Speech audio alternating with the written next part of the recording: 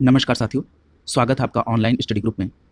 हिंदी विषय के लिए चलाई जा रही स्पेशल श्रृंखला के अंतर्गत आज की क्लास में 3 महत्वपूर्ण टॉपिक को कंप्लीट कराया जाएगा। इसमें पहला टॉपिक होगा अनेकार्थी शब्द, दूसरा होगा युग्म शब्द और तीसरा टॉपिक होगा शब्दार्थ। ये तीनों टॉपिक एक दूसरे से मिलते जुलते हैं। ये छोटे टॉपिक तो हैं, लेकिन परीक्षा में काफ़ी महत्वपूर्ण भूमिका निभाते हैं, क्योंकि यहाँ पर शब्दों की प्रकृति इतनी समान होती है कि प्रश्न गलत होने की संभावना बढ़ जाती है। तो आइए इन तीनों टॉपिक को विस्तृत व्याख्या के साथ कंप्लीट करते हैं। तो चलिए प्रारंभ करते हैं अनेकार्थी शब्द से। और यहाँ पर पहला प्रश्न लिखा है, श्वेत और स्वेद का अर्थ क्या होता है? तो याद रखिएगा, श्वेत का अर्थ होता है सफेद और स्वेद का अर्थ होता है पसीना। इस प्रकार प्रश्न संख्या 1 का सी विकल्प सही हो जाएगा। श्वेत का अर्थ होता है सफेद और स्वेद का अर्थ होता है पसीना। क्लियर है? अगला देखिए प्रश्न संख्या 2, पूछा जा रहा है इति और इति में क्या अंतर है, यानी इनके अर्थ क्या होते हैं। तो यहाँ पर देखिए, जो पहली इति लिखी है जिसमें ह्रस्व ई है यानी छोटी ई है, इसका मतलब होता है समाप्ति। और जो दूसरी इति है यानी जो दीर्घ ई जिसमें प्रयोग हुआ है, यानी जिसमें बड़ी ई का प्रयोग हुआ है, उसका अर्थ होता है विघ्न। क्लियर है? तो इस प्रकार प्रश्न संख्या 2 का बी विकल्प सही हो जाएगा। छोटी ई वाली इति का अर्थ होता है समाप्ति और बड़ी ई वाली इति का अर्थ होता है विघ्न। क्लियर है? तो इस बात को भी आप यहाँ पर ध्यान में रखेंगे। प्रश्न संख्या 2 का सही जवाब होगा विकल्प बी। यहाँ पर एक बात और याद रखिएगा, ये जो बड़ी ई वाली इति है, इसका विघ्न के अलावा भी कई अर्थ होते हैं। जरा इन सभी अर्थ को आप समझ लीजिए। विघ्न के अलावा बाधा, पीड़ा, आपदा, प्रवास, कलह, ये सभी अर्थ संबंधित हैं किससे? दीर्घ ई वाले इति से। क्लियर है? अगला देखिए प्रश्न संख्या 3, पूछा जा रहा है कि किस विकल्प में शब्द युग्म का अर्थभेद सही नहीं है। क्लियर है? तो यहाँ पर देखिए, पहला लिखा हुआ है अनिल। आपने पर्यायवाची में पढ़ा था कि अनिल का अर्थ होता है हवा, ये बिल्कुल सही लिखा है। और अनल का अर्थ होता है अग्नि यानी आग, ये यहाँ पर बिल्कुल सही लिखा है। दूसरा लिखा है अंश, और अंश का अर्थ होता है हिस्सा, ये भी सही है। और दूसरे अंश में जिसमें छोटे सा का प्रयोग हुआ है, उसका अर्थ होता है कंधा, ये भी सही है। तीसरा है अपेक्षा, अपेक्षा का अर्थ होता है आशा, ये बिल्कुल सही है। और दूसरे उपेक्षा का अर्थ होता है निरादर। क्लियर है? डी विकल्प में लिखा है अवलंब। अवलंब का अर्थ क्या होता है? अवलंब का अर्थ होता है सहारा। अवलंब का अर्थ अधर नहीं होता है। आपने साइंस में इस शब्द का प्रयोग सुना होगा। अवलंब का अर्थ क्या होता है? सहारा। तो यहाँ पर इसको गलत दिया गया है। और अविलंब का अर्थ क्या होता है? अविलंब का अर्थ होता है तुरंत। क्लियर है? तो यहाँ पर ये गलत दिया है। इस प्रकार प्रश्न संख्या 3 का डी विकल्प सही हो जाएगा। क्लियर है? तो इसको ध्यान में आप रखेंगे। अवलंब का अर्थ क्या होता है? सहारा, और अविलंब का अर्थ होता है तुरंत। क्लियर? आप कहते हैं ना, अविलंब इस कार्य को समाप्त किया जाए, यानी तुरंत इस कार्य को समाप्त किया जाए। अगला देखिए प्रश्न संख्या 4, पूछा जा रहा है कि अली का अनेकार्थी शब्द क्या है। देखिए, यहाँ पर 2 प्रकार के अली होते हैं। एक अली में छोटी की मात्रा और एक अली में बड़ी की मात्रा होती है। यहाँ पर हम सबसे पहले चर्चा करेंगे अली में छोटी की मात्रा वाले अली की। तो देखिए, इस अली का अर्थ होता है भंवरा और कोयल। क्लियर? तो इस प्रकार यहाँ पर प्रश्न संख्या 4 का ए विकल्प सही हो जाएगा। अली जिसमें छोटी की मात्रा होती है, उसका अर्थ होता है भंवरा या कोयल। क्लियर? यहाँ पर इस अली के और भी अर्थ होते हैं, जरा उन सभी अर्थ को आप देख लीजिए, क्योंकि ये बहुत महत्वपूर्ण नाम है। इसमें इस अली को राहु भी कहते हैं, पृथ्वी भी कहा जाता है। इसका अर्थ सूर्य से भी संबंधित है, दुष्ट भी होता है, वृतासुर भी होता है। इसके अलावा बिच्छू भी होता है, कौवा भी होता है, कुत्ता भी होता है, और मदिरा से भी अर्थ निकाला जाता है इस अली का। क्लियर है? तो मैंने जितने अर्थ आपको बताए हैं इस अली के, उन सभी को आप एक जगह नोट डाउन कर लेंगे। अगला है प्रश्न संख्या 5, पूछा जा रहा है कि निम्नलिखित में से कौन सा शब्द व्याल शब्द का अर्थ नहीं है। क्लियर है? तो यहां पर अगर हम व्याल के अर्थ की बात करें, तो व्याल का अर्थ होता है सांप, बिल्कुल सही है। व्याल का अर्थ होता है शेर, ब्याल का अर्थ होता है राजा, ये सभी सही है। लेकिन ब्याल का अर्थ दुर्गा नहीं होता है, इसलिए प्रश्न संख्या 5 का डी विकल्प आपका आंसर हो जाएगा। ब्याल का अर्थ दुर्गा नहीं होता है, जबकि सांप, शेर और राजा ये ब्याल से संबंधित है। इनके अलावा चीता, ठग, धूर्त, दुष्ट, क्रूर और पापिष्ट, ये सभी भी ब्याल से संबंधित अर्थ देते हैं। क्लियर? तो इन सभी को आप याद रखेंगे ब्याल के संदर्भ में। अगला देखिए प्रश्न संख्या 6। प्रश्न संख्या 6 में पूछा जा रहा है कि सर्प, मेढक, सिंह, घोड़ा, वानर, हाथी आदि को समझाने वाला एक शब्द कौन सा है। तो याद रखिएगा, यहां पर विकल्प सी सही हो जाएगा। ये जो हरि शब्द है, ये सर्प, मेढक, सिंह, घोड़ा, वानर, हाथी के संदर्भ में भी प्रयोग किया जाता है। क्लियर? देखिए, ये जो हरि नाम है, ये काफी महत्वपूर्ण है परीक्षा के दृष्टिकोण से भी। देखिए, इनके और भी संदर्भ हैं, जैसे विष्णु जी को भी हरि कहते हैं, सूर्य के संदर्भ में भी हरि का प्रयोग होता है, यमराज, किरण, आग, कोयल, चंद्रमा, राम, हंस, पर्वत, वायु, कृष्ण, इन सभी के संदर्भ में हरि शब्द का प्रयोग किया जाता है। तो आप इन सभी को याद रखेंगे। क्लियर है? अगला देखिए, यहां पर सी विकल्प आपका सही हो जाएगा। अगला है प्रश्न संख्या 7, पूछा जा रहा है कि निम्नलिखित में से कौन सा अनेकार्थक शब्द है। तो यहां पर आप देखिए, विकल्प डी में अर्थ लिखा हुआ है।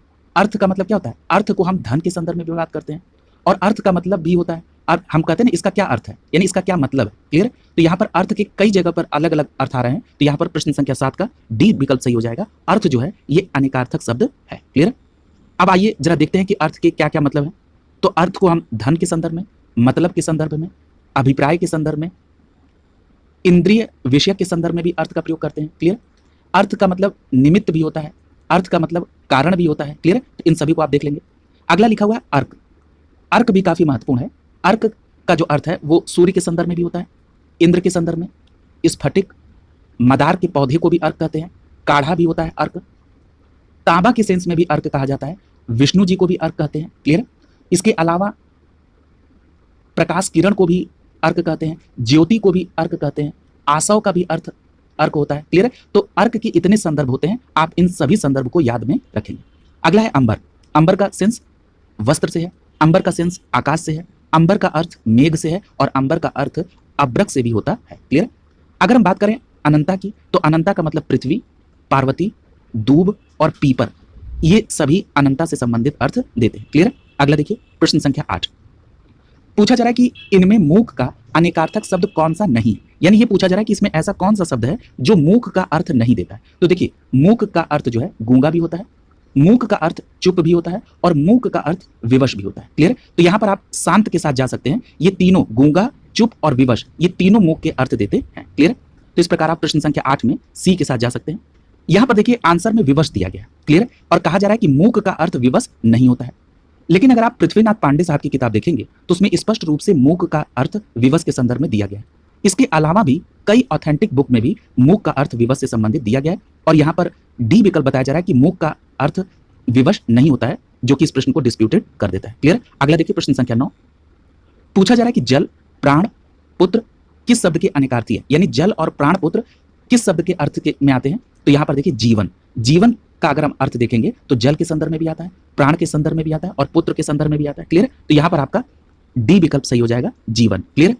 अगर हम जीवन के अन्य अर्थ को देख लें, जल, प्राण, पुत्र के अलावा, तो जिंदगी, जीविका निर्वाह, ये भी सेंस होता है जीवन का। क्लियर?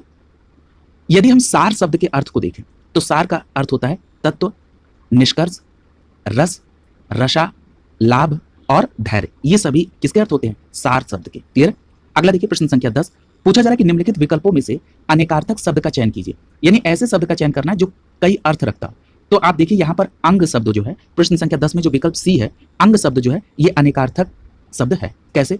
जैसे आप जब कहते हैं अंग, तो अंग का मतलब होता है अंश, यानी अंग का मतलब होता है पक्ष से भी, अंग का मतलब एक अवयव से भी होता है। क्लियर? तो यहाँ पर कई सारे भेद हैं इसके। क्लियर? तो यानी यहाँ प्रश्न संख्या 10 का सी विकल्प आपका आंसर हो जाएगा। देखिए यहाँ पर अंग के कई अर्थ दिए गए हैं। जैसे अंग का अर्थ होता है भेद, पक्ष, टुकड़ा, अंश, शरीर, अवयव, एक देश का नाम, ये भी क्या है? अंग से संबंधित अर्थ है। क्लियर? इस प्रकार ये जो अंग शब्द है ये अनेकार्थी शब्द है। अगला देखिए प्रश्न संख्या 11। पूछा जा रहा है कि निम्नलिखित में अनेकार्थी शब्द का दूसरा अर्थ बताइए। अज, अजन्मा। देखिए ये जो अज अजन्मा है इसका अर्थ क्या होता है? अगर आपने अर्थ निकाल लिया तो आप इसका अर्थ देने वाले दूसरे शब्द को फाइंड आउट कर लेंगे। तो देखिए अज अजन्मा का अर्थ ये होता है कि जिसका कभी जन्म और मृत्यु न हो। क्लियर है? तो जिसका कभी जन्म और मृत्यु न हो, तो ये किसके सेंस में आप कहेंगे? ये ईश्वर के सेंस में ही आप कह सकते हैं। तो यहाँ पर आप 11 का विकल्प डी को सही करेंगे। अज अजन्मा का जो सेंस है वो ईश्वर में निहित है। यहाँ पर प्रश्न संख्या 11 का डी विकल्प आपका आंसर हो जाएगा। यानी अज अजन्मा का अर्थ क्या होता है? जिसका कभी जन्म या मृत्यु न हो, यानी ईश्वर ही इसका सेंस दे रहे हैं। क्लियर? अगला देखिए प्रश्न संख्या 12। प्रश्न संख्या 12 में पूछा जा रहा है कि निम्नलिखित अनेकार्थी शब्द का दूसरा अर्थ बताइए। लिखा है प्रमत्त, स्वेच्छाचारी। देखिए यहाँ पर इसका एक और अर्थ होता है उन्मत्त। क्लियर? इस प्रकार प्रश्न संख्या 12 का ए विकल्प सही हो जाएगा। यानी प्रमत्त, स्वेच्छाचारी का जो अनेकार्थी अर्थ में अगर शब्द देखें तो यहाँ पर उन्मत्त भी इससे संबंधित है। यानी प्रश्न संख्या 12 का ए विकल्प आपका आंसर हो जाएगा। अगला है प्रश्न संख्या 13। पूछा जा रहा है कि यहाँ पर अगर कनक का एक अर्थ धतूरा होता है तो दूसरा अर्थ क्या होगा? तो याद रखिएगा कनक का अर्थ धतूरा से भी है और कनक का अर्थ सोने से भी है। क्लियर? इस प्रकार यहाँ प्रश्न संख्या 13 का डी विकल्प सही हो जाएगा। कनक का अर्थ सोना और धतूरा दोनों से है। क्लियर? अब देखिए यहाँ पर कनक के और भी अर्थ होते हैं और ये कई बार परीक्षाओं में पूछा गया है। तो जरा कनक के जितने भी अर्थ हैं उनको सभी को एक जगह कोरिलेट कर लीजिए। जैसे कनक का अर्थ अभी आपने धतूरा देखा, कनक का अर्थ आपने सोना देखा, इसके अलावा गेहूं भी होता है इसका अर्थ, आटा, पलास, टेशु, नागकेशर, खजूर, ये सभी अर्थ होते हैं किसके? कनक के। क्लियर है? तो इन सभी को याद रखेंगे। अगला है प्रश्न संख्या 14। पूछा जा रहा है कि अंक का अनेकार्थी शब्द नहीं है, यानी इन चारों में से कोई एक ऐसा शब्द है जो अंक का अर्थ नहीं होता है। क्लियर है? तो यहां देखिए, अंक का सेंस संख्या से भी होता है, अंक का मतलब गोद भी होता है, और अंक का अर्थ पृथ्वी नहीं होता है। क्लियर है? तो याद रखिएगा, यहां पर अंक जो है पृथ्वी से संबंधित नहीं होता है, और यहां पर नाटक का एक भाग यानी उसको भी आप अंक कहते हैं, यानी प्रश्न संख्या 14 का यहां पर सी विकल्प आपका आंसर हो जाए। क्लियर है? अगर हम अंक के अर्थ को देख लें तो संख्या, गोद, नाटक का एक भाग, ये सभी अंक से संबंधित है। देखिए, अंक के कुछ और भी अर्थ होते हैं, जरा उनको भी समझ लीजिए। अंक का मतलब चिन्ह भी होता है, अंक का मतलब अक्षर भी होता है, अंक का सेंस निशान से भी है, अंक का सेंस भाग्य से भी है, अंक का सेंस शरीर से भी है, पाप से है, ठीक है, परिच्छेद से है, बार से है। ये सभी अर्थ देते हैं किसके? अंक से संबंधित। क्लियर है? अगर हम बात कर लें पृथ्वी की, तो पृथ्वी का पर्यायवाची आप जानते हैं, आप पढ़ भी चुके हैं। तो पृथ्वी का अर्थ होता है भू, इला, धरा और धरित्री से। क्लियर है? प्रश्न संख्या 15 देखिए, पूछा जा रहा है पंच शब्द का अनेकार्थी शब्द नहीं है, यानी ऐसा इनमें से कोई एक विकल्प है जिसका अर्थ पंच नहीं होता है। तो यहां पर देखिए, पंच का मतलब 5 होता है, पंच का मतलब ग्राम का सरपंच होता है, उसको भी पंच कहते हैं, निर्णय करने वाला उसको भी पंच कहते हैं। जैसे कहा जाता है किसी मैटर में कि रुकिए हम पंच बुलाएंगे, तो वहां पर वो निर्णय करने वाले के संदर्भ में भी पंच होता है। डी विकल्प में लिखा है पंचानन, पंचानन अर्थ नहीं होता है पंच का। यहां पर प्रश्न संख्या 15 का डी विकल्प सही हो जाएगा। क्लियर है? अगर हम बात कर लें पंचानन की, तो पंचानन का अनेकार्थी शब्द होता है सिंह, और कई जगह 5 मुखों वाला सिंह लिखा रहता है ऑप्शन में। शिव के संदर्भ में भी पंचानन, और विद्वान भी कहा जाता है पंचानन, यानी पंचानन के लिए सिंह, शिव और विद्वान संबंधित है। क्लियर है? अगला देखिए, प्रश्न संख्या 16। पूछा जा रहा है कि निम्नलिखित में से कौन सा शब्द अनेकार्थक है, यानी ऐसा कौन सा शब्द है जो कई अर्थ रखता है। जैसे अंबर, अभी आपने पढ़ा था। देखिए, अंबर का अर्थ वस्त्र भी होता है, अंबर का अर्थ आकाश भी होता है, अंबर का अर्थ बादल भी होता है, यानी अंबर कई अर्थ लिए हुए है, इसलिए ये अनेकार्थी शब्द कहलाएगा, और प्रश्न संख्या 16 का सी विकल्प आपका आंसर हो जाएगा। क्लियर है?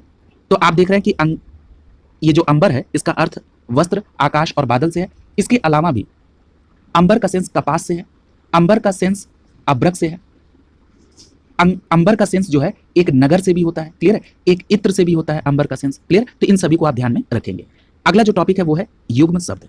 आइए युग्म शब्द से संबंधित जो भी प्रश्न है उनको कवर करते हैं। यहां पर पहला लिखा है कि अभय और उभय के समरूपी भिन्नार्थक हैं, यानी अभय का मतलब क्या होता है? देखिए, भय का मतलब होता है डर, और उसके आगे अ लग गया, यानी वो अब जो भय यानी डर का नेगेटिव सेंस देगा, यानी जो निडर हो उसको क्या कहते हैं? अभय। क्लियर है? और दूसरा दिया है उभय। आप उभयनिष्ठ पढ़ते हैं ना, उभयनिष्ठ का मतलब क्या होता है? जो दोनों में शामिल हो। क्लियर है? यानी उभय का मतलब क्या हो जाएगा? दोनों। क्लियर है? इस तरह भी आप अर्थ को निकाल सकते हैं। यहां पर प्रश्न संख्या 1 का ए विकल्प सही हो जाएगा। क्लियर है? यानी अभय का मतलब होता है निडर और उभय का मतलब होता है दोनों। प्रश्न संख्या 1 का ए विकल्प आपका आंसर हो जाएगा। आइए प्रश्न संख्या 2 देखते हैं। लिखा हुआ है चपला और चपल समरूप भिन्नार्थक है। तो देखिए, चपला का अर्थ होता है बिजली, चपला का अर्थ क्या होता है? बिजली, और चपल का अर्थ होता है तेज। क्लियर है? तो इस प्रकार प्रश्न संख्या 2 का भी ए विकल्प सही हो जाएगा। चपला का अर्थ हो जाएगा बिजली और चपल का अर्थ हो जाएगा तेज। क्लियर है? यहां पर ए विकल्प सही हो जाएगा। अगला देखिए, प्रश्न संख्या 3। पूछा जा रहा है कि सही अर्थ वाले श्रुति सम भिन्नार्थक युगल का चयन करें, यानी आपको यह देखना है कि कौन सा यहां पर सही सेंस दे रहा है। क्लियर है? तो यहां पर देखिए, शीत, शीत का मतलब क्या होता है? जब शीत में बड़ी ई की मात्रा हो तो उस शीत का मतलब होता है ठंडा, और जब शीत में छोटी की मात्रा हो तो इसका अर्थ क्या होता है? तेज किया गया। क्लियर है? तो यहां पर क्या हो जाएगा? प्रश्न संख्या 3 का सी विकल्प आपका आंसर हो जाएगा। क्लियर है? अगला देखिए, प्रश्न संख्या 4 में पूछा जा रहा है कि कृपण और कृपाण इनका अर्थ क्या होता है? तो देखिए, जो कृपण होता है, कृपण का अर्थ होता है कंजूस, कृपण का अर्थ क्या होता है? कंजूस, और कृपाण का अर्थ क्या होता है? कटार या तलवार। क्लियर है? कृपाण का अर्थ क्या होता है? कटार या तलवार। तो इस प्रकार प्रश्न संख्या 4 का बी विकल्प सही हो जाएगा। कृपण का अर्थ होता है कंजूस और कृपाण का अर्थ होता है कटार या तलवार। क्लियर है? तो इस प्रकार यहां पर प्रश्न संख्या 4 का बी विकल्प आपका आंसर हो जाएगा। प्रश्न संख्या 5 देखिए, पूछा जा रहा है कि निम्नलिखित में से दिन का भिन्नार्थक शब्द कौन सा है? तो देखिए, दिन अगर आप कहेंगे, यानी द में जब छोटी की मात्रा होगी तो उसका अर्थ होता है दिवस। क्लियर? और इसका भिन्नार्थक अर्थ कौन रखेगा? दीन, यानी द में जब बड़ी की मात्रा हो जाए तो उस दीन का मतलब होता है निर्धन। क्लियर? तो यहां पर प्रश्न संख्या 5 का आपका सी विकल्प सही हो जाएगा। इस दीन का अर्थ होता है दिवस, और जब बड़ी की मात्रा लग जाएगी द में तो उसका अर्थ क्या हो जाता है? निर्धन। क्लियर? तो इनको याद रखेंगे आप। प्रश्न संख्या 5 का सी विकल्प यहां पर सही हो जाएगा। क्लियर है? अगला देखिए, प्रश्न संख्या 6 में पूछा जा रहा है कि कौन सा यहां पर अर्थभेद सही नहीं है। आइए पांचों को देखते हैं, चारों को। यहां पर पहला लिखा है प्रवाल और दूसरा शब्द है प्रवार। क्लियर? देखिए, प्रवाल शब्द क्या होता है? आपने ज्योग्राफी में पढ़ा होगा।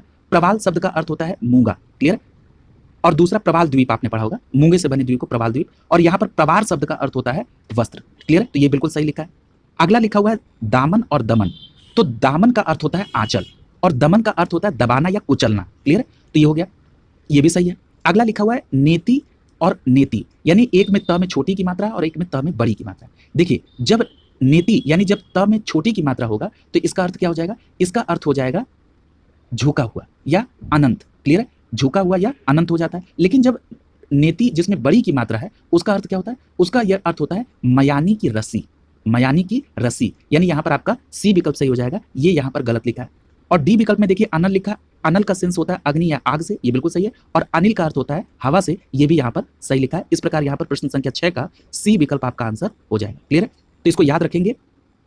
नेति यानी जब त में छोटी की मात्रा होगी तो उसका अर्थ होता है अनंत या झुका हुआ, और जब नेति जिसमें त में बड़ी की मात्रा होगी उसका अर्थ होता है मयानी की रस्सी। क्लियर है, अगला देखिए प्रश्न संख्या 7, पूछा जा रहा है कि गाड़ी और गाढ़ी में क्या अर्थ होगा इनका। तो यहाँ पर देखिए जब आप कहते हैं गाड़ी, तो गाड़ी का मतलब क्या होता है, यान से होगा। क्लियर है, यानी यहाँ पर गाड़ी का मतलब यान और गाढ़ी का मतलब होता है दूसरे का होता है गहरी। क्लियर है, यानी जब ढक्कन वाला ढ होगा तो वहां पर उसका सेंस क्या होगा, गहरी, यानी प्रश्न संख्या 7 का ए विकल्प आपका आंसर हो जाएगा। क्लियर है, अगला देखिए प्रश्न संख्या 8 में पूछा जा रहा है कि अभिज्ञ और अनभिज्ञ का अर्थ क्या होता है। तो देखिए अभिज्ञ का अर्थ होता है जानना, ठीक है, यानी यहाँ पर जानकार हो जाएगा, और अनभिज्ञ का मतलब होता है जो न जानता हो। क्लियर है, तो यहाँ पर क्या हो जाएगा, ना जानकार। क्लियर, यानी इस प्रकार यहाँ पर प्रश्न संख्या 8 का सी विकल्प सही हो जाएगा। अभिज्ञ का अर्थ होता है जानकार और अनभिज्ञ का अर्थ होता है ना जानकार। क्लियर, और यहाँ पर ये जो अभिज्ञ है अनभिज्ञ ये एक दूसरे से विलोमार्थक है, यानी अभिज्ञ का मतलब जानना और अनभिज्ञ का मतलब न जानना। क्लियर, यहाँ सी विकल्प आपका सही हो जाएगा। प्रश्न संख्या 9 देखिए, लिखा है कि शब्द युग्म यदा कदा के सही अर्थ युग्म का चयन करिए, यानी यदा कदा का अर्थ क्या होता है, तो याद रखिए यदा कदा का अर्थ होता है जब तब। यदा कदा का अर्थ क्या होता है, जब तब, यानी यहाँ पर प्रश्न संख्या 9 का ए विकल्प सही हो जाएगा। यदा कदा का अर्थ होता है जब तब। प्रश्न संख्या 10 देखिए, पूछा जा रहा है कि नियत और नियत में क्या अंतर है। तो देखिए जब न में छोटी की मात्रा होती है, यानी जब न में हर्स्व ई होगा तो उसका अर्थ क्या होता है, निश्चित। क्लियर, और जब नियत कहते हैं यानी जब न में बड़ी की मात्रा हो यानी न पर दीर्घ ई लगी हो तो वो क्या अर्थ देती है, उसका अर्थ होता है इरादा। क्लियर, कहते हैं लोग ने आपकी क्या नियत है, यानी आपका क्या इरादा है। तो यहाँ पर प्रश्न संख्या 10 का सी विकल्प आपका आंसर हो जाएगा। इस नियत का अर्थ होता है निश्चित और इस नियत का अर्थ होता है इरादा। क्लियर, प्रश्न संख्या 10 का सी विकल्प सही हो जाएगा। प्रश्न संख्या 11 देखिए, अभी मैं आपसे कुछ प्रश्न पहले जिक्र कर रहा था अली के संदर्भ में, और मैंने आपसे ये कहा था कि अभी आप यहाँ पर अली जिसमें ल में छोटी की मात्रा है उसको देखिए, और बाद में हम लोग अली का भी जिक्र करेंगे जिसमें ल में बड़ी की मात्रा होगी। तो देखिए वहां पर मैंने अली का जिसमें ल में छोटी की मात्रा है उसके संदर्भ में आपको बताया था कि इसका अर्थ भौरा होता है, इसका अर्थ कोयल होता है, और उसके अलावा मैंने कई अर्थ बताए थे, राहु, पृथ्वी, सूर्य, दुष्ट, बिच्छू, कुत्ता, कौवा, मदिरा। क्लियर, वृतासुर, ये सभी किसके हैं, अली के अर्थ हैं जो जिसमें ल में छोटी की मात्रा। क्लियर, तो इस प्रकार आप भौरा के साथ चले जाएंगे।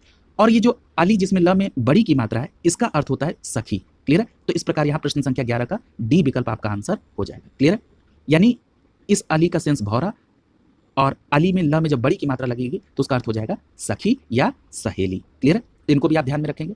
अगला देखिए प्रश्न संख्या 12। प्रश्न संख्या 12 में पूछा जा रहा है कि अंश और अंश में क्या अंतर है। तो याद रखिएगा अंश जिसमें बड़ा श है इसका अर्थ होता है हिस्सा, और अगर अंश की बात करें जिसमें छोटा सा है उसका अर्थ होता है कंधा। क्लियर, तो इस प्रकार प्रश्न संख्या 12 का यहाँ पर बी विकल्प आपका आंसर हो जाएगा। क्लियर, अगला देखिए प्रश्न संख्या 13, पूछा जा रहा है कुल और कुल में क्या अंतर है। तो देखिए कुल यानी जब क में छोटे उ की मात्रा होगी तो इसका अर्थ क्या होता है, वंश। क्लियर, इसका अर्थ क्या होता है, वंश, और अगर कुल है तो इसका अर्थ क्या होता है, किनारा। क्लियर, तो इस प्रकार यहाँ पर प्रश्न संख्या 13 का बी विकल्प सही हो जाएगा। क्लियर, अगला देखिए प्रश्न संख्या 14, पूछा जा रहा है कि इस युग्म शब्द में कौन सा जोड़ा सही है। तो यहाँ पर देखिए पूछ रहा है युग्म में कौन सा जोड़ा सही है। तो देखिए न्याय का विलोम होता है अन्याय, तो ये तो गलत हो जाएगा। धारा का अर्थ होता है पृथ्वी, तो ये भी गलत हो जाएगा। अचल और अचला ये युग्म शब्द बिल्कुल सही है। क्लियर, और यहाँ पर भी आगे भी मान का अपमान ये भी गलत हो जा रहा है, तो यहाँ पर सही क्या हो जाएगा, प्रश्न संख्या 14 का सी विकल्प सही हो जाएगा। ये जो अचल शब्द है, देखिए अचल का मतलब क्या होता है, चल का मतलब चलना और उसके आगे अ लग गया यानी स्थिर सेंस, यानी अचल का किसका पर्यायवाची होता है, पर्वत का। ठीक है, और क्या अर्थ देता है, शाब्दिक अर्थ क्या देता है, स्थिर। क्लियर है, और अचला का अर्थ क्या होता है, अचला का अर्थ होता है पृथ्वी। क्लियर है, अचला का अर्थ क्या होता है, पृथ्वी। तो यहाँ पर प्रश्न संख्या 14 का सी विकल्प आपका आंसर हो जाएगा। तो याद रखिएगा अचल का शाब्दिक अर्थ होता है स्थिर, और अगर आपसे यह प्रश्न पूछा जाए कि अचल किसका पर्यायवाची है तो पर्वत का। क्लियर है, वो भी स्थिर रहता है। और अगर हम ये कहें अचला तो अचला किसके सेंस में? पृथ्वी के संदर्भ में। क्लियर है? तो ये भी बात आप ध्यान रखेंगे। और पृथ्वी के पर्यायवाची में आपने धारा भी पढ़ा है। अगला देखिए प्रश्न संख्या 15, पूछा जा रहा है कि दिन और दीन में क्या अंतर है। मैंने बताया था आपको कि जब द में छोटी की मात्रा हो दिन तो इसका अर्थ होता है दिवस, और जब दीन कहते हैं यानी द में बड़ी की मात्रा लग जाती है तो वो क्या होता है? निर्धन या गरीब। क्लियर है? तो इस प्रकार प्रश्न संख्या 15 का ए विकल्प आपका आंसर हो जाएगा। क्लियर है? अगला देखिए प्रश्न संख्या 16, पूछा जा रहा है कि सही अर्थ वाला युग्म कौन सा है। तो देखिए पहला दिया गया है आकर। आकर का अर्थ क्या होता है? आकर का अर्थ होता है खान। क्लियर है? आकर का अर्थ क्या होता है? खान। और आकार का अर्थ होता है आकृति। यहाँ पर पहला ही जो युग्म है वही सही निकल गया। इस प्रकार यहाँ पर प्रश्न संख्या 16 का ए विकल्प सही हो जाएगा। आकर का अर्थ होता है खान और आकार का अर्थ होता है आकृति। क्लियर है? ये तो आप समझ लीजिए कि आकर का अर्थ होता है खान और आकार का अर्थ होता है आकृति। इसके अलावा जो अन्य शब्द दिए हैं आइए उनके भी अर्थ को देखते हैं। जब कुल कहते हैं यानी क में छोटी की मात्रा होती है तो उसका अर्थ होता है वंश, और जब हम कुल कहते हैं यानी क में बड़ी की मात्रा होती है तो उसका अर्थ होता है किनारा। याद रखेंगे। निर्जर का अर्थ होता है देवता और निर्झर का अर्थ होता है झरना। क्लियर है? शर यानी जब बड़ा शर रहेगा तो उसका अर्थ होता है बाण, और सर जब छोटा सा रहेगा तो उसका अर्थ क्या होता है? तालाब। क्लियर है? तो इनको भी आप ध्यान में रखेंगे। ये प्रश्न भी काफी महत्वपूर्ण है। अगला देखिए प्रश्न संख्या 17, पूछा जा रहा है चिर और चीर का अर्थ क्या है। यानी जब च में छोटी की मात्रा होगी तब कहा जाएगा क्या? पुराना। क्लियर है? और जब च में बड़ी की मात्रा होगी चीर तब क्या कहा जाएगा? कपड़ा। इस प्रकार यहाँ पर प्रश्न संख्या 17 का सी विकल्प सही हो जाएगा। जब च में छोटी की मात्रा होगी तो उसे कहा जाएगा पुराना चिर, और जब च में बड़ी की मात्रा होगी तो उसको क्या कहा जाएगा? कपड़ा। इस प्रकार यहाँ पर सी विकल्प आपका आंसर हो जाएगा। क्लियर है? देखिए अगर हम बात करें नया की तो नया को कहते हैं नवीन और पुराना को क्या कहते हैं? प्राचीन। क्लियर है? अगर हम कहें किला तो किला का अर्थ होता है गढ़ और कास का अर्थ होता है खांसी। क्लियर है? चर का अर्थ होता है चलने वाला और अचर का अर्थ होता है अचल। क्लियर है? तो इनको भी आप ध्यान में रखेंगे। अगला देखिए प्रश्न संख्या 18, पूछा जा रहा है कि श्रुति सम शब्द युग्म की भिन्न अर्थ वाला सही जोड़ी कौन सा है। तो देखिए यहाँ पर अगर हम बात करें कुल की, ठीक है, तो कुल का मतलब क्या होता है? वंश। ठीक है? और अभी आपने पढ़ा था कुल का अर्थ क्या होता है? किनारा। क्लियर है? तो इस प्रकार यहाँ पर आप देख रहे हैं कि आपका कौन सा सेंस सही हो जाएगा? प्रश्न संख्या 18 का ए विकल्प आपका सही हो जाएगा। क्लियर है? अगला देखिए, तो यहाँ पर आपने देख लिया कि अगर कुल कहते हैं यानी क में छोटे की मात्रा तो उसका अर्थ क्या होता है? खानदान या वंश भी कहा जाता है। क्लियर है? या सारा भी कहते हैं। नहीं लोग कहते हैं कुल दे दी, कुल सामान पैक कर लीजिए, यानी कुल कितना है यानी सारा। और यहाँ पर अगर हम बात करें कुल की यानी क में बड़े की मात्रा तो इसका अर्थ हो जाएगा किनारा या तट भी कहते हैं। क्लियर है? तो ये भी ध्यान रखेंगे आप। अगला देखिए प्रश्न संख्या 19, पूछा जा रहा है कि यहाँ पर श्रुति सम भिन्नार्थक शब्द के जोड़े कौन से हैं। तो देखिए अपेक्षा और उपेक्षा, यहाँ पर ये बिल्कुल सही है। देखिए अपेक्षा का अर्थ ये होता है आस या इच्छा। क्लियर है? आपसे घर वालों की कुछ अपेक्षाएं हैं। क्लियर है? यानी कुछ इच्छाएं हैं, कुछ आस है कि आप कुछ करेंगे। आपकी हमसे अपेक्षाएं हैं कि सर इसमें कुछ हमारी मदद करेंगे पेपर निकालने में, कुछ अच्छा एक्सप्लेनेशन देंगे, कुछ नए शब्दों को बताएंगे, या जिन शब्दों में हमको कठिनाई है उसके अर्थ को स्पष्ट करेंगे। क्लियर? तो ये अपेक्षाएं हैं और आपसे भी मेरी कुछ अपेक्षाएं हैं। क्लियर? तो यहाँ पर अपेक्षा का मतलब है आस या इच्छा, और उपेक्षा अगर हम कह दें तो उसका अर्थ होता है अवहेलना। ठीक है? उपेक्षा का मतलब होता है इग्नोरेंस से संबंधित है। क्लियर? तो यहाँ पर आप देख रहे हैं कि ये दोनों सही है। तो यहाँ प्रश्न संख्या 19 का ए विकल्प आपका आंसर हो जाएगा। क्लियर? तो याद रखिएगा अपेक्षा का मतलब होता है आस या इच्छा और उपेक्षा का मतलब होता है अवहेलना या निरादर। क्लियर? अगला प्रश्न संख्या 20, पूछा जा रहा है शब्द युग्म के सही अर्थ कौन है। जैसे अंबुज और अम्बुद, तो देखिए मैंने पर्यायवाची में इसको स्पष्ट किया था कि अंबुज का अर्थ क्या होता है? कमल। क्लियर है? और अम्बुद हो जाएगा तो बादल का पर्यायवाची। क्लियर है? इस प्रकार यहाँ प्रश्न संख्या 20 का ए विकल्प सही हो जाएगा। अंबुज का सेंस कमल से है और अम्बुद का सेंस बादल से। क्लियर है? अगला देखिए प्रश्न संख्या 21, पूछा जा रहा है कि कौन सा सही अर्थ दे रहा है। क्लियर है? किसके सही अर्थ की बात हो रही है? अभिराम और अविराम। देखिए अभिराम जब आप कहते हैं तो उसका अर्थ होता है सुंदर। ठीक है? अभिराम का अर्थ क्या होता है? सुंदर। और अविराम का मतलब होता है जिस विराम का मतलब रुकावट और उसके आगे अ लग गया यानी जहां पर रुकावट न हो यानी लगातार। तो इस प्रकार यहां पर प्रश्न संख्या 21 का डी विकल्प सही हो जाएगा। अभिराम का मतलब सुंदर और अविराम का मतलब लगातार। क्लियर? प्रश्न संख्या 21 का डी विकल्प यहां पर सही हो जाएगा। क्लियर? इसी को स्पष्ट किया गया इसमें। आगे देखिए प्रश्न संख्या 22, पूछा जा रहा है कि यहां पर रिक्त स्थान की आपको पूर्ति करना है। पहला लिखा यहां पर लिखा राजू की, फिर डैश है, केवल इसीलिए हुई क्योंकि राजीव उसकी डैश अधिक बुद्धिमान है। क्लियर? तो आइए जरा इसको वहां पर देखते हैं कि क्या शब्द हमारे पास अवेलेबल है विकल्प में। हाँ, तो यहां पर देखिए सही जवाब हो जाएगा उपेक्षा और अपेक्षा। अब यहां पर देखिए उसका शब्द प्रयोग करके लिखा गया है रामू की उपेक्षा केवल इसीलिए हुई क्योंकि राजीव उसकी अपेक्षा अधिक बुद्धिमान था। क्लियर? तो मैंने देखिए अभी उपेक्षा और अपेक्षा दोनों का अर्थ स्पष्ट किया था आपको ना।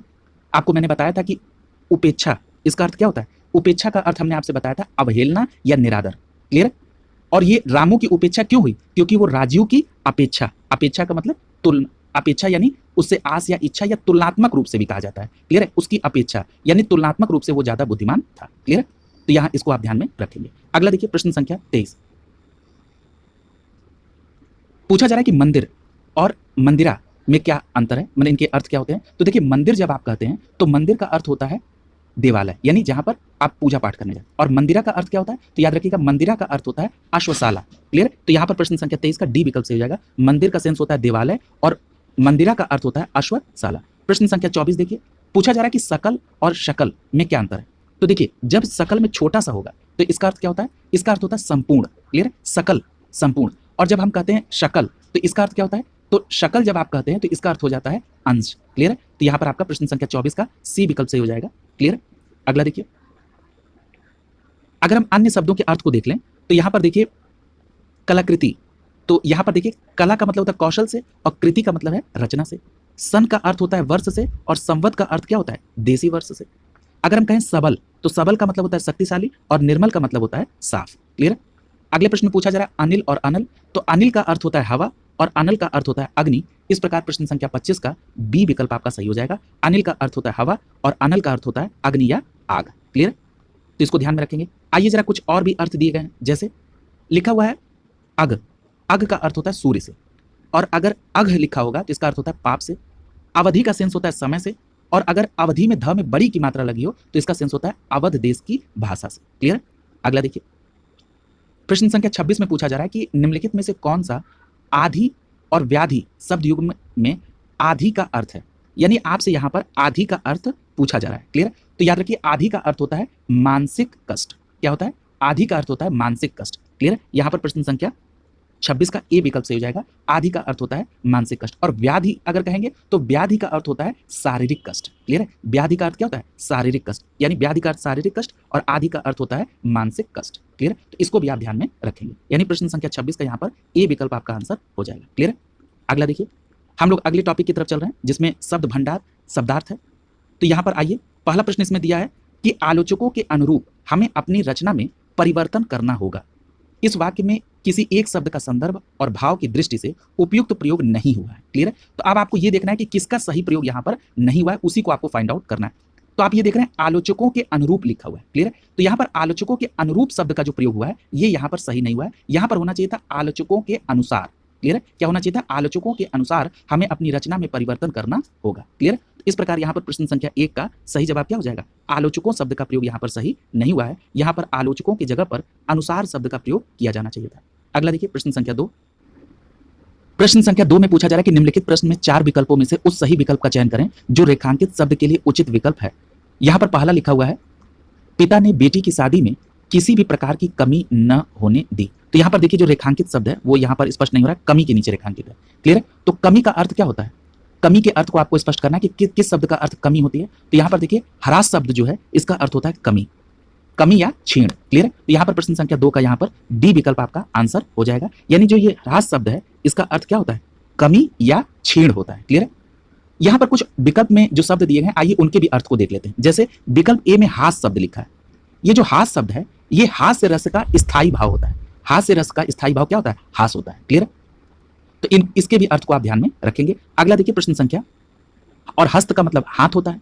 अगला देखिए प्रश्न संख्या 3, पूछा जा रहा है कि यहाँ पर जो रेखांकित शब्द है उसका उचित अर्थ क्या है, और यहाँ पर रेखांकित किसके नीचे है, सहारा के नीचे।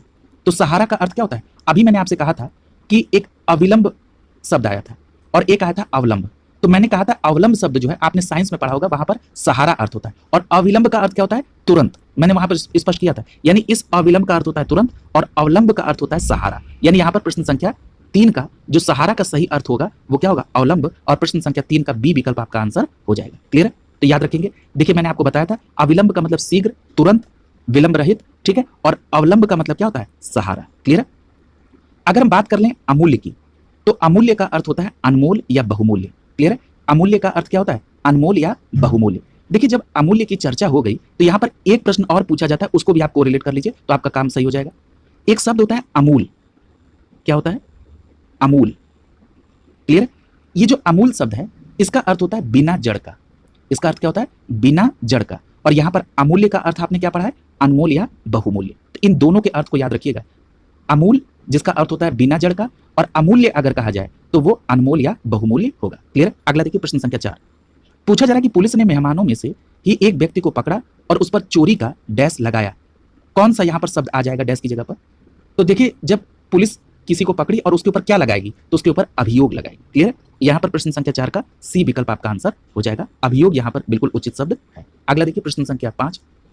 प्रश्न संख्या 5 में पूछा जा रहा है कि संदेह संशय में संदेह का जो अर्थ है जहां मन में कुछ होने की आशंका होना है, तो संशय का अर्थ क्या होगा? यानी संदेह और संशय में से संदेह का अर्थ तो प्रश्न में ही बता दिया गया कि संदेह का अर्थ है जहां मन में कुछ होने की आशंका होना है। तो संशय का अर्थ क्या है? तो याद रखिएगा संशय का अर्थ क्या होता है? संशय का अर्थ होता है वास्तविकता के लिए अनिश्चय की स्थिति। क्या होती है? वास्तविकता के लिए अनिश्चय की स्थिति। इसको आप क्या कहते हैं? इसको कहते हैं संशय। क्लियर? अगला देखिए संदेह का अगर आप ऐसे अर्थ देखें तो आपको लगता है संदेह है हमको, यानी जहां पर मन में कुछ आशंका सी हो, ठीक है, हमको कुछ संदेह लग रहा है उसके ऊपर।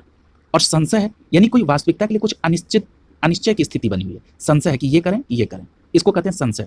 और संदेह का मतलब कि कुछ आशंका है आपको। क्लियर? तो ये ध्यान में रखिएगा। प्रश्न संख्या 5 का डी विकल्प यहाँ पर सही हो जाएगा। प्रश्न संख्या 6 देखिए। पूछा जा रहा है कि जहां पर प्रलाप का आशय दुखी या क्रोधित होकर व्यर्थ की बातें बोलना है, वहीं विलाप का अर्थ क्या है?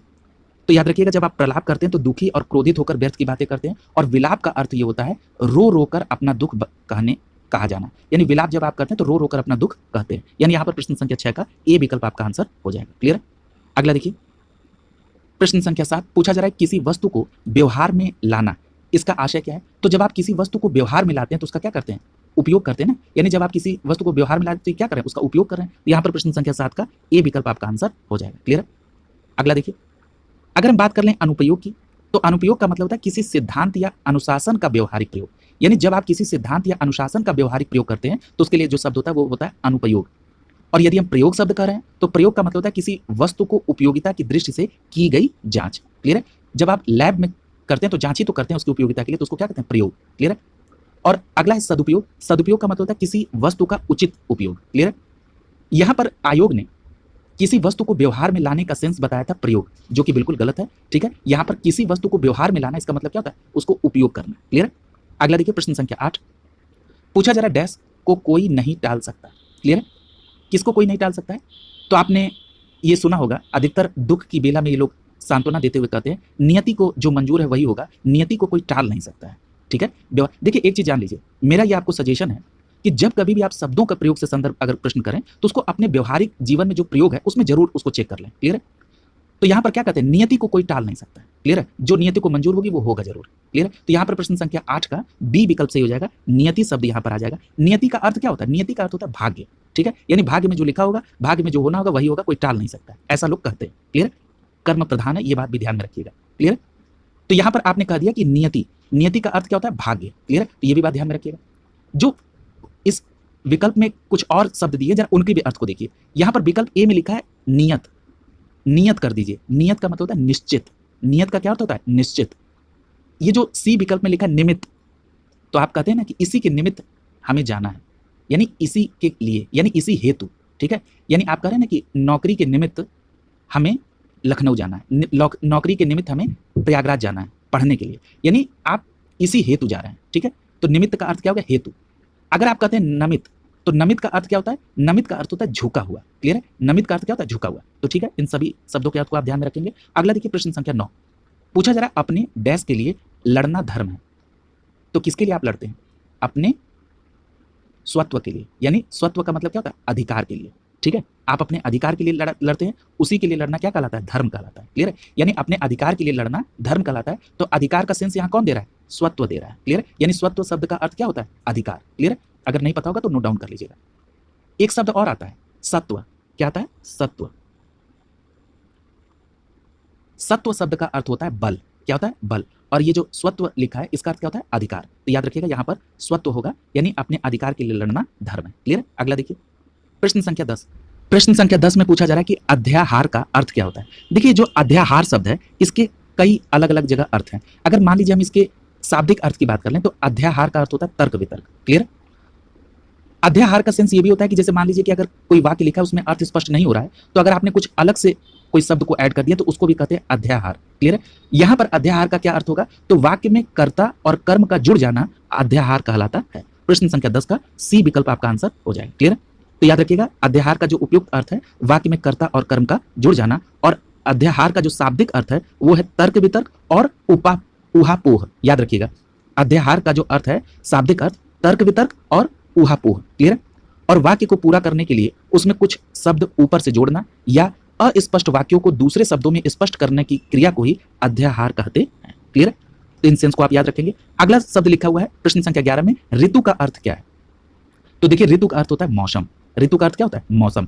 तो यहां पर किसी भी विकल्प में मौसम का सेंस नहीं आ रहा है, तो यहां पर प्रश्न संख्या 11 क्या हो जाएगा? डिस्प्यूटेड हो जाएगा। ठीक है? ऋतु का जो सेंस है वो मौसम कहीं पर भी नहीं लिखा है। अब देखिए, एक शब्द होता है ऋत। क्या होता है? ऋत। ऋत का सेंस होता है सत्य। अगर यहां पर ऋतु की जगह पर ऋत शब्द होता तब अर्थ होता सत्य। यहां पर ए विकल्प को मान लिया गया है, पता नहीं कैसे, क्योंकि ऋतु का तो अर्थ होना ही नहीं है सत्य। ऋतु का अर्थ होता है मौसम और ऋत का अर्थ होता है सत्य। क्लियर है? जो लिखा रहेगा उसी का तो अर्थ आप निकालेंगे। क्लियर है? तो ऋतु का अर्थ क्या होगा? मौसम से होगा। क्लियर है? अगला देखिए, यहां पर कुछ ऋत से संबंधित, कुछ री से संबंधित कुछ और शब्द दिए गए हैं, जरा उनको भी देख लीजिए। यहां पर अगर हम ऋत की बात करें तो सत्य के अलावा मोक्ष और यथार्थ भी ऋत का अर्थ होता है। अगर हम बात करें रिद्ध की, तो रिद्ध का अर्थ होता है समृद्ध। क्लियर है? अगर हम रिद्धि की बात करें तो इसका अर्थ होता है समृद्धि या उत्कर्ष। धन नहीं होता है। रिद्धि का मतलब होता है समृद्धि या उत्कर्ष। अगर हम ये कहते हैं रिक्त, रिक्त जब कहते हैं तब उसका अर्थ होता है धन या जायदाद। क्लियर है?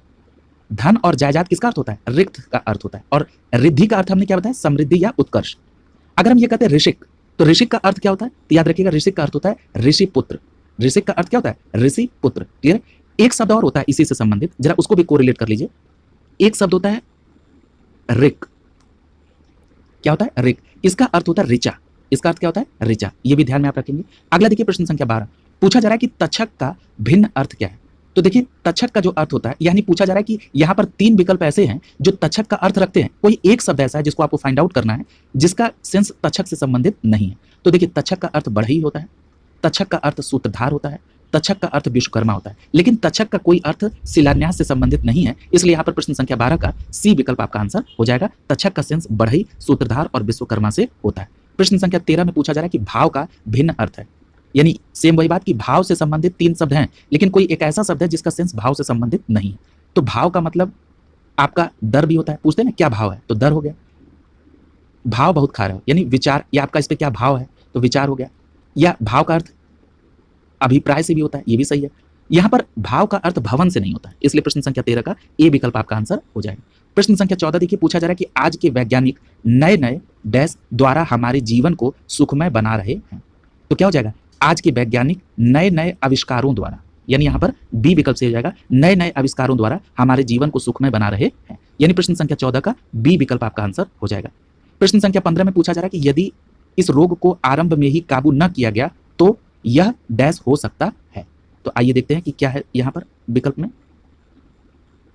तो क्या हो सकता है? संक्रामक हो सकता है। क्लियर है? यदि इस रोग को आरंभ में काबू न किया गया तो यह संक्रामक हो सकता है। तो यहां पर संक्रामक आप शब्द का चयन करेंगे। प्रश्न संख्या 16 में पूछा जा रहा है कि आभ्यंतर का सही अर्थ क्या होगा? तो देखिए, जब आप कहते हैं आभ्यंतर तो इसका अर्थ होता है किसी वस्तु का भीतरी भाग। क्लियर है? तो यहां पर क्या हो जाएगा? प्रश्न संख्या 16 का डी विकल्प से हो जाएगा। जब आप कहते हैं आभ्यंतर तो इसका मतलब होता है किसी वस्तु का भीतरी भाग। डी विकल्प यहां पर सही हो जाएगा। प्रश्न संख्या 17 देखिए, पूछा जा रहा है कि रसाल का अर्थ क्या होता है? तो याद करिए, आम का जब मैं आपको पर्यायवाची बता रहा था तो मैंने रसाल का प्रयोग किया था, यानी रसाल का अर्थ जो है आम से है, यानी प्रश्न संख्या 17 का ए विकल्प सही हो जाएगा। ठीक है? रसाल जो है ये आम का पर्यायवाची है। यदि हम आम के अन्य पर्यायवाची को यहां पर कवर कर लें तो सहकार, आम्र, सौरभ, ये भी बहुत पूछा जाता है। पिक बंधु, पिक प्रिय भी होता है। अमृत फल, अम्ब, फलश्रेष्ठ, मधुराशव, पिक प्रिय, पिक वल्लभ, ये सभी आम के पर्यायवाची होते हैं। प्रश्न संख्या 18 में पूछा जा रहा है कि वलय शब्द का अर्थ चिन्हित कीजिए। तो वलय का मतलब क्या होता है? वलय का मतलब होता है गोलाकार घेरा। क्लियर है? तो यहां पर प्रश्न संख्या 18 का बी विकल्प सही हो जाएगा। क्लियर है? वलय का अर्थ क्या होता है? गोलाकार घेरा। प्रश्न संख्या 19 में पूछा जा रहा है कि संगीत द्वारा व्यक्ति का क्या प्रभावित होता है? तो याद रखिएगा, संगीत के द्वारा व्यक्ति का आचरण प्रभावित होता है। प्रश्न संख्या 19 का बी विकल्प आपका आंसर हो जाएगा। संगीत के द्वारा व्यक्ति का आचरण प्रभावित होता है। प्रश्न संख्या 20 में पूछा जा रहा है कि भारत में निर्धनता उन्मूलन कार्य डैश गति से नहीं हो सका है।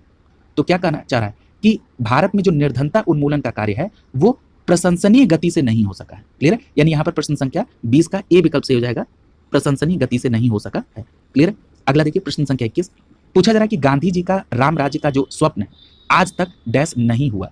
तो जो गांधी जी का राम राज्य का स्वप्न है आज तक साकार नहीं हुआ, यानी प्रश्न संख्या 21 का ए विकल्प आपका आंसर हो जाएगा। क्लियर? अगला देखिए प्रश्न संख्या 22, पूछा जा रहा है कि अंतरराष्ट्रीय हिंदी कवि सम्मेलन का डैश स्वयं में बड़ा काम है। तो क्या हो जाएगा? आयोजन। यानी अंतरराष्ट्रीय हिंदी कवि सम्मेलन का आयोजन स्वयं में बड़ा काम है, यानी यहां पर प्रश्न संख्या 22 का क्या जवाब हो जाएगा? सी विकल्प यहां पर आ जाएगा, आयोजन शब्द का प्रयोग यहां पर किया जाएगा। क्लियर है? यानी प्रश्न संख्या 22 का सी विकल्प से हो जाएगा। प्रश्न संख्या 23 को देखिए, पूछा जा रहा है कि वायुयान के उतार चढ़ाव से यात्री घबरा गए पर चालक ने उन्हें डैश किया। क्या किया? आश्वस्त किया। क्या किया? आश्वस्त किया। यानी प्रश्न संख्या 23 का सी विकल्प से हो जाएगा, वायुयान के उतार चढ़ाव से यात्री घबरा गए पर चालक ने उन्हें आश्वस्त किया। क्लियर? अगला देखिए प्रश्न संख्या 24, पूछा जा रहा है कि निम्नलिखित प्रत्येक 4 विकल्प में से बेमेल शब्द को चिन्हित कीजिए। यानी ये कहना चाह रहा है कि यहाँ पर 3 शब्द ऐसे हैं जिनके अर्थ समान है, लेकिन कोई एक शब्द ऐसा है जो कि उसका अर्थ उससे संबंधित नहीं है, यानी वो बेमेल है। तो देखिए पहला लिखा है समस्या। तो देखिए समस्या, कठिनाई और जटिलता ये तीनों एक सेंस रखते हैं, लेकिन जो खेद शब्द है, खेद कब होता है? जब कोई कार्य संपन्न न होने के बाद अगर मान लीजिए कोई कार्य संपन्न न कर पाया तो क्या करता है? वो खेद व्यक्त करता है। यानी प्रश्न संख्या 24 का बी विकल्प आपका आंसर हो जाएगा, ये यहाँ पर बेमेल है। खेद कब व्यक्त किया जाता है? जब किसी कार्य के संपन्न न होने, ठीक है, यानी अगर कोई कार्य संपन्न नहीं कर पाया तो वो खेद व्यक्त करता है। प्रश्न संख्या 25, पूछा जा रहा है कि निम्नलिखित में से प्रत्येक 4 में से कोई एक बेमेल है। अब देखिए यहाँ पर घर है, उसके बाद प्रियजन, परिवार, बच्चे। आप देख रहे हैं प्रियजन, परिवार और बच्चे ये एक है, ठीक है, ये, लेकिन घर जो है ये एक अलग सेंस दे रहा है। ठीक है, तो यहां पर क्या है? प्रश्न संख्या 25 का ए विकल्प सही हो जाएगा। क्लियर है? ये यहां पर बेमेल है, यानी जो परिवार, प्रियजन और बच्चे हैं ये एक रिश्ते को प्रदर्शित कर रहा है, जबकि घर जो है ये व्यक्ति की मूलभूत सुविधाओं से संबंधित है। क्लियर? अगला प्रश्न संख्या 26, पूछा जा रहा है कि करत करत अभ्यास के जड़मति होत, उसके बाद क्या आता है? सुजान। क्लियर है? तो यहां पर प्रश्न संख्या 26 का बी विकल्प आपका आंसर हो जाएगा। अगला देखिए प्रश्न संख्या 27 में पूछा जा रहा है कि यहां पर रिक्त स्थान में क्या आएगा? वह जिधर डैश जीवन लहरा उठा, जिधर झुका प्रेम बरस पड़ा। तो यहां पर क्या हो जाएगा? वह जिधर रुका जीवन लहरा उठा, जिधर झुका प्रेम बरस पड़ा। तो यहां पर क्या हो जाएगा? प्रश्न संख्या 27 का सी विकल्प हो जाएगा, यहां पर रिक्त स्थान पर रुका शब्द का प्रयोग होगा। अगला देखिए प्रश्न संख्या 28, पूछा जा रहा है कि अरण्य चंद्रिका का अर्थ क्या है? देखिए अरण्य चंद्रिका का अर्थ क्या है? तो यहां पर आपका जो सही आंसर हो जाएगा वो हो जाएगा निरर्थक मान बनाव श्रृंगार। क्या हो जाएगा? निरर्थक बनाव श्रृंगार संबंधित है किससे? अरण्य चंद्रिका से। अब देखिए मैंने आपको ये बता दिया कि अरण्य चंद्रिका का अर्थ है निरर्थक बनाव श्रृंगार, तो बहुत लोगों को अरण्य चंद्रिका का शाब्दिक अर्थ स्पष्ट नहीं है, इसके कारण आंसर बताने पर भी उनको स्पष्ट नहीं हो रहा होगा। तो देखिए मैं इसको और इलेबोरेट करता हूं। ये जो अरण्य चंद्रिका है इसका मतलब यह है कि ऐसी चंद्रिका, चंद्रिका का मतलब श्रृंगार या शोभा, जिसे देखने या समझने वाला कोई ना हो। ठीक है, यानी ऐसा श्रृंगार या ऐसी शोभा जिसे देखने व समझने वाला कोई ना हो तो उसको क्या कहते हैं? अरण्य चंद्रिका कहा जाता है। अब जो मैंने अर्थ बताया इन चारों विकल्प में से कौन उससे कोरिलेट कर रहा है? निरर्थक बनाव श्रृंगार, यानी कोई ऐसा निरर्थक श्रृंगार हुआ है जिसको न तो कोई देखने वाला है न ही उसको कोई समझने वाला है। क्लियर? तो यहां पर आपका डी विकल्प से हो जाएगा। अगला देखिए प्रश्न संख्या 29, पूछा जा रहा है कि वृष्टि न होने से सूखा पड़ने की क्या है? तो यहां पर आशंका है। क्लियर है? तो यहां पर प्रश्न संख्या 29 का डी विकल्प से हो जाएगा, वृष्टि न होने से सूखा पड़ने की आशंका है। डी विकल्प यहां से हो जाएगा। अगला देखिए प्रश्न संख्या 30, पूछा जा रहा है कि रूस में एक बार हुई, क्या हुई थी? क्रांति। तो यहां पर सी विकल्प से हो जाएगा, रूस में एक बार क्रांति हुई। प्रश्न संख्या 30 का सी विकल्प से हो जाएगा। प्रश्न संख्या 31 में पूछा जा रहा है कि दूध जमाने पर दही के रूप में डैश हो जाता है। तो दूध जमाने पर दही के रूप में, दूध जमाने पर दही के रूप में परिणित हो जाता है। क्लियर है? तो यहां पर क्या हो जाएगा? प्रश्न संख्या 31 का बी विकल्प से हो जाएगा, दूध जमाने पर दही के रूप में परिणित हो जाता है। अब जरा परिणित का शाब्दिक अर्थ समझ लीजिए तो और आपको आसान हो जाएगा। परिणित का अर्थ होता है रूपांतरित। परिणित का अर्थ क्या होता है? रूपांतरित। तो क्या हो जाएगा? दूध जमाने पर दही के रूप में रूपांतरित हो जाता है। क्लियर? तो यानी परिणित हो जाता है।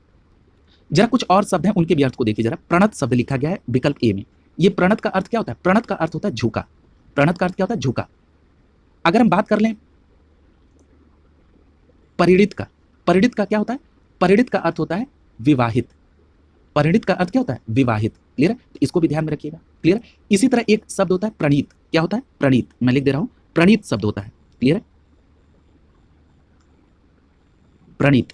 इस प्रणीत का अर्थ क्या होता है? प्रणीत का मतलब होता है बनाया हुआ। क्लियर है? तो इन शब्दों के भी अर्थ को आप ध्यान में रखेंगे। अगला देखिए प्रश्न संख्या 32, पूछा जा रहा है कि रंग भवन का अर्थ है। तो रंग भवन का अर्थ क्या है? नाट्य गृह। ठीक है, यानी यहाँ पर प्रश्न संख्या 32 का सी विकल्प सही हो जाएगा। रंग भवन का मतलब क्या है? नाट्य गृह से। प्रश्न संख्या 32 का सी विकल्प सही हो जाएगा। ठीक है, अगला देखिए, और रंग मंच का अर्थ क्या होता है? तो रंग मंच का अर्थ होता है स्टेज। क्लियर। अगला देखिए, प्रश्न संख्या 33 पूछा जा रहा है कि प्रतिघात का अर्थ क्या होगा? तो देखिए, प्रतिघात का अर्थ होता है चोट के बदले चोट। ठीक है, प्रतिघात का मतलब क्या होता है? चोट के बदले चोट। प्रश्न संख्या 33 का ए विकल्प सही हो जाएगा। क्लियर है। लोग कहते हैं ना, चोट लगी तो हम आपको भी चोट पहुंचाएंगे, वो क्या? प्रतिघात है। हत्या क्या होता है? हाथ से प्राण हरना, यानी जब आप अपने हाथ से किसी के प्राण को हर लें तो उसको क्या कहते हैं? हत्या कहा जाता है। क्लियर है। अगला देखिए, प्रश्न संख्या 34 पूछा जा रहा है कि नीचे जो त्रिकालज्ञ लिखा हुआ है इसका अर्थ क्या है? तो त्रिकालज्ञ का अर्थ क्या होता है? तो याद रखिएगा, त्रिकालज्ञ का अर्थ होता है तीन कालों का ज्ञान। तो तीनों कालों का ज्ञान किसे? इसका मतलब है कि उसे सर्वज्ञ यानी सब कुछ ज्ञान है। तो यहाँ पर आप त्रिकालज्ञ को सर्वज्ञ से कोरिलेट कर लेंगे, क्योंकि त्रिकालज्ञ का मतलब होता है तीनों कालों का ज्ञानी। इसका मतलब वो सर्वज्ञ है, उसे सब कुछ ज्ञात है। क्लियर है। यानी प्रश्न संख्या 34 को डी से आप कोरिलेट कर देंगे। प्रश्न संख्या 35 देखिए, पूछा जा रहा है कि रुपए डैश हैं। तो रुपए क्या है? खनकते हैं। ठीक है, रुपए क्या होते हैं? खनकते हैं। क्लियर है। जैसे मान लीजिए कि आपने गुल्लक में रखे हैं, तो जब आप उसको हिलाते हैं तो वो क्या होता है? खनकते हैं। आप कहते हैं रुपए खनकते हैं, यानी यहाँ पर प्रश्न संख्या 35 का सी विकल्प सही हो जाएगा। अगला है प्रश्न संख्या 36 पूछा जा रहा है कि मीनाक्षी का अर्थ क्या होता है? तो देखिए, मीनाक्षी का अर्थ होता है मछली की तरह गोल आंखों वाली, यानी यहाँ पर प्रश्न संख्या 36 का बी विकल्प सही हो जाएगा। मछली की तरह गोल आंखों वाली को एक शब्द में कहा जाता है मीनाक्षी। प्रश्न संख्या 36 का बी विकल्प यहाँ पर सही हो जाएगा। और अगर मैं आपसे यह पूछ लूं कि मीनाक्षी किसका पर्यायवाची होता है, तो याद रखिएगा मीनाक्षी पार्वती जी का पर्यायवाची होता है। अगला देखिए, प्रश्न संख्या 37 पूछा जा रहा है कि मिथिलेश कुमारी किन्हें कहते हैं? तो याद रखिएगा, मिथिलेश कुमारी सीता जी को कहा जाता है। किसको कहते हैं? सीता जी को। प्रश्न संख्या 37 का बी विकल्प सही हो जाएगा। मिथिलेश कुमारी सीता जी को कहते हैं। अगर हम सीता जी के अन्य नाम की बात कर लें मिथिलेश कुमारी के अलावा, तो सीता जी को भूमिजा, वैदेही, जानकी, रामप्रिया, जनक सुता भी कहा जाता है। किसको? सीता जी को। अगला देखिए, प्रश्न संख्या 38 पूछा जा रहा है कि यहाँ पर रिक्त स्थान को आप भरिए। लिखा व्यंग लेखक सामाजिक पर डैश पर तीखा प्रहार करता है, यानी जो व्यंग लेखक है वो सामाजिक किस पर तीखा प्रहार करता है? तो यहाँ पर देखिए, एक शब्द का प्रयोग हुआ है विद्रुपता। क्या शब्द है? विद्रुपता, यानी यहाँ पर डी विकल्प आपका सही हो जाएगा। तो सबसे पहले तो आपको ये समझना होगा कि ये विद्रुपता शब्द का अर्थ क्या होता है। क्लियर है। तो देखिए, जो विद्रुपता अर्थ इसका अर्थ होता है कुरूपता या बदसूरत, या आप ये कह सकते हैं कि उपहास योग्य अगर कोई हो तो उसको क्या कहते हैं? विद्रुपता। तो जरा अब इसको प्रयोग करके देखिए। लिखा है व्यंग लेखक सामाजिक कुरूपता या उपहास योग्य पर तीखा प्रहार करता है, क्या? या बदसूरती पर तीखा प्रहार करता है, यानी विद्रुपता पर प्रहार करता है। क्लियर है। तो ये यहाँ पर प्रश्न संख्या 38 का डी विकल्प आपका आंसर हो जाएगा। प्रश्न संख्या 39 देखिए। प्रश्न संख्या 39 में पूछा जा रहा है कि मनुष्य के डैश में पुस्तकें उसकी मित्र, मार्गदर्शक, प्रेरक और साथी होती हैं। तो किस समय पुस्तकें आपकी मित्र, मार्गदर्शक, प्रेरक और साथी होती हैं? जब आप एकांत में होते हैं। क्लियर है। यानी मान लीजिए एकांत में है, आपको कोई कार्य भी नहीं है या कोई आपके पास नहीं है, तो एकांत के समय में आप क्या करते हैं? जो भी आपकी फेवरेट बुक है, या मान लीजिए कोई नॉवेल हो सकता है, या किसी की ऑटोबायोग्राफी हो सकती है, या मान लीजिए बहुत लोगों को कॉमिक्स पढ़ने का शौक होता है, तो आप क्या करते हैं? वो उनको निकालते हैं पुस्तकों को और आप उसको पढ़ने लगते हैं। यानी एकांत के समय में वही आपके लिए मित्र की तरह भूमिका निभाती है। क्लियर। यानी प्रश्न संख्या 39 का सी विकल्प आपका आंसर हो जाएगा। प्रश्न संख्या 40 में पूछा जा रहा है कि धोखे भरे आधुनिक समाज में डैश की प्रवृत्ति दिन प्रतिदिन बढ़ती जा रही है। तो क्या हो जाएगा? तो यहां पर हो जाएगा धोखे भरे आधुनिक समाज में प्रवंचन की जो प्रकृति है या प्रवृत्ति है वो दिन प्रतिदिन बढ़ती जा रही है। क्लियर। तो यहां पर आपका प्रश्न संख्या 40 का बी विकल्प आपका आंसर हो जाएगा। अगला देखिए, प्रश्न संख्या 41 में पूछा जा रहा है कि जाति सामाजिक स्त्रीकरण की एक डैश व्यवस्था है। तो क्या हो जाएगा? जो जाति है ये सामाजिक स्त्रीकरण की एक मानकीय व्यवस्था है। ठीक है, यानी मानकीय व्यवस्था का मतलब मानव ने इस व्यवस्था को एस्टैब्लिश किया है, जाति संबंधित व्यवस्था को, इसलिए यहां पर क्या हो जाएगा? मानकीय व्यवस्था है। प्रश्न संख्या 41 का ए विकल्प आपका आंसर हो जाएगा। प्रश्न संख्या 42 देखिए, पूछा जा रहा है कि उसका हृदय इतना कोमल है कि मित्र तो क्या वह डैश को भी चोट नहीं पहुंचा सकता। तो यहां पर क्या हो जाएगा? शत्रु। यानी उसका हृदय इतना कोमल है कि मित्र तो क्या वो अपने शत्रु को भी चोट नहीं पहुंचा सकता है। प्रश्न संख्या 42 का ए विकल्प यहां पर सही हो जाएगा। क्लियर है। अगला देखिए, प्रश्न संख्या, अब यहां पर देख लीजिए जरा कुछ अर्थ। तो शत्रु तो आपने देख लिया, सहयोगी किसे कहते हैं? जो हमारी सहायता करे उसको सहयोगी कहते हैं। अगर पूछा जाए कि प्रतिरोधी क्या है, यानी जो किसी बात का विरोध करे उसे क्या कहते हैं? प्रतिरोधी। क्लियर है। अगला है प्रश्न संख्या 43, पूछा जा रहा है कि देश रक्षा के लिए प्रत्येक नागरिक को डैश रहना चाहिए। क्या रहना चाहिए? तो याद रखिएगा, उद्यत रहना चाहिए। उद्यत का मतलब क्या है? तैयार रहना चाहिए, यानी तत्पर रहना चाहिए। यानी देश रक्षा के लिए प्रत्येक नागरिक को तत्पर अर्थात उद्यत रहना चाहिए। प्रश्न संख्या 43 का डी विकल्प सही हो जाएगा। क्लियर है। उद्यत का अर्थ क्या होता है? उद्यत का अर्थ है तत्पर या तैयार रहना। क्लियर है। अगला देखिए, प्रश्न संख्या 44, लिखा हुआ है माता जी को डैश। तो जब आप माता जी यानी अपनी माँ को आप क्या करते हैं, प्रणाम करते हैं। क्लियर। तो यहाँ पर क्या हो जाएगा, प्रश्न संख्या 44 का सी विकल्प से हो जाएगा माता जी को प्रणाम। क्लियर। देखिए यहाँ पर जो लोग बड़े होते हैं जब आप उनको अभिवादन करते हैं तो आप उनको प्रणाम कहते हैं। नमस्ते अपने से छोटे या बराबर के लोगों को किया जाता है। क्लियर है। यानी जब कोई व्यक्ति आपके बराबर या आपसे छोटा है तब आप उसको नमस्ते बोलते हैं, और यदि अपने से कोई बड़ा है और आप उसका अभिवादन करना चाहते हैं तो आप उनको प्रणाम बोलते हैं। कई बार ऐसा देखा गया है कि लोग बड़े लोगों को भी नमस्ते बोल देते हैं। ठीक है, ये गलत है। अगर आप अभिवादन कर ही रहे हैं तो प्रॉपर शब्दों का इस्तेमाल करें। क्लियर। प्रश्न संख्या 45 पूछा जा रहा है कि गयंद का अर्थ क्या है। तो याद रखिएगा गयंद का अर्थ होता है बड़ा हाथी। यानी प्रश्न संख्या 45 का डी विकल्प सही हो जाएगा, गयंद का अर्थ होता है बड़ा हाथी। प्रश्न संख्या 46 में पूछा जा रहा है कि मूढ़ चेता का अर्थ क्या होता है। तो याद रखिएगा मूढ़ चेता का अर्थ होता है मूर्ख। यानी प्रश्न संख्या 46 का यहाँ पर सी विकल्प सही हो जाएगा, मूढ़ चेता का अर्थ क्या होता है, मूर्ख। ठीक है। अगला देखिए प्रश्न संख्या 47 पूछा जा रहा है कि प्रायोगिक का अर्थ क्या होता है। तो देखिए प्रायोगिक का अर्थ क्या होता है, जिसका पहले प्रयोग किया जा चुका हो। ठीक है, तो लोग कहते हैं प्रायोगिक तौर पर ये चेक किया जा चुका है। क्लियर। जैसे मान लीजिए कोई सामान आप लेने जाते हैं तो आप ये कहते हैं भाई ये तो नई कंपनी का है या ये नया सामान है, तो क्या कैसे विश्वास किया जाए। तो दुकानदार या जो भी आपको कन्विंस कर रहा है वो ये कहते हैं प्रायोगिक तौर पर ये सफल है, यानी इसका प्रयोग पहले किया जा चुका है, टेस्टिंग की जा चुकी है। ठीक है, तो यहाँ पर क्या है, प्रश्न संख्या 47 का बी विकल्प आपका सही हो जाएगा, जिसका प्रयोग पहले किया जा चुका है। क्लियर। अगला देखिए प्रश्न संख्या 48 पूछा जा रहा है कि गांधी जी का अर्थशास्त्र धर्म और डैश पर आधारित है। तो गांधी जी का अर्थशास्त्र किस पर आधारित है, धर्म और न्याय पर आधारित है। क्लियर है। तो यहाँ पर प्रश्न संख्या 48 का ए विकल्प से हो जाएगा कि जो गांधी जी का अर्थशास्त्र है वो धर्म और न्याय पर आधारित है। प्रश्न संख्या 49 में पूछा जा रहा है कि डैश दृष्टि राष्ट्रीयता का आधार है। तो कैसी दृष्टि राष्ट्रीयता का आधार होगी। तो याद रखिएगा धर्मनिरपेक्ष। यानी अगर धर्मनिरपेक्ष दृष्टि है, यानी हमको ये नहीं देखना है कि अमुक व्यक्ति किस धर्म का है, तो वहां पर एक राष्ट्रीयता की भावना आती है। क्लियर है। अगर हम धर्म पे ही उलझे रहेंगे तो हमारे पास नेशनलिटी यानी राष्ट्रीयता की भावना नहीं आ पाएगी। तो यहाँ पर धर्मनिरपेक्ष जो है ये दृष्टि जो है राष्ट्रीयता का आधार है। क्लियर। अगला देखिए प्रश्न संख्या 49 का डी विकल्प से हो जाएगा। प्रश्न संख्या 50 पूछा जा रहा है कि लोकतंत्र राज्य जनता में राष्ट्रीय भावना डैश रूप में जागृत करता है। तो याद रखिएगा ये जो लोकतंत्र है ये राज्य की जनता में राष्ट्रीय भावना किस रूप में जागृत करता है। तो याद रखिएगा यहाँ सही जवाब हो जाएगा स्वाभाविक रूप से जागृत करता है। यानी लोकतंत्र राज्य जनता में राष्ट्रीय भावना स्वाभाविक रूप से जागृत करता है। यानी यहाँ पर प्रश्न संख्या 50 का डी विकल्प आपका आंसर हो जाएगा। प्रश्न संख्या 51 देखिए पूछा जा रहा है कि विकास के लिए आर्थिक डैश आवश्यकता होती है। तो विकास के लिए किसकी आवश्यकता होती है, आत्मनिर्भरता की आवश्यकता होती है। प्रश्न संख्या 51 का बी विकल्प सही हो जाएगा, आत्मनिर्भरता। यानी जब आप आत्मनिर्भर हो जाएंगे, स्वयं में सक्षम हो जाएंगे, तभी डेवलपमेंट की बात आएगी। यानी आर्थिक तौर पर आत्मनिर्भरता। क्लियर है। यानी आप स्वयं जब कमाने लगेंगे तो आप उस दिन से विकास के रास्ते पर होंगे। क्लियर है। प्रश्न संख्या 51 का बी विकल्प आपका आंसर हो जाएगा। क्लियर है। तो इस प्रकार यहाँ पर ये जो तीनों टॉपिक के प्रश्न थे उसको एक विस्तृत व्याख्या के साथ कंप्लीट कराने का पूरा प्रयास किया गया। अगली क्लास में नए टॉपिक के साथ मुलाकात होगी। शुभकामनाओं के साथ आप सभी का बहुत बहुत धन्यवाद।